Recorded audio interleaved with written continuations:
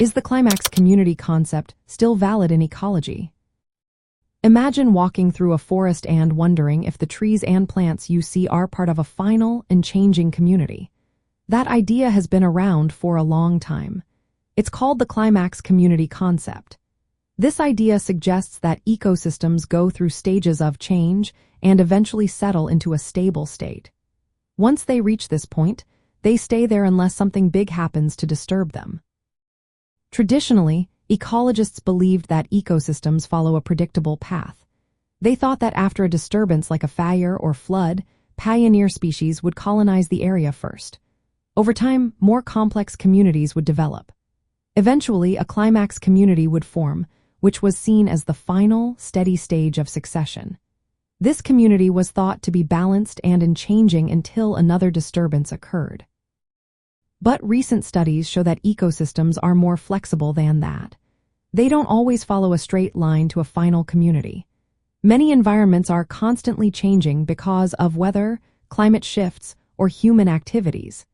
These changes can prevent an ecosystem from ever settling into a true climax.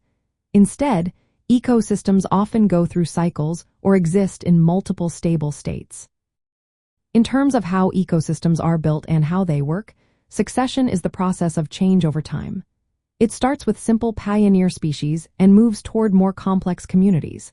The idea of a climax community was that this final stage was stable and balanced. Now, ecologists see succession as more of a continuous process.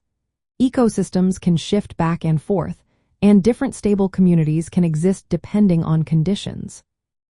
This new understanding helps in managing and restoring ecosystems. Instead of trying to recreate a single climax community, efforts now focus on keeping ecosystems resilient and diverse. This approach recognizes that ecosystems are naturally variable and can exist in different states over time.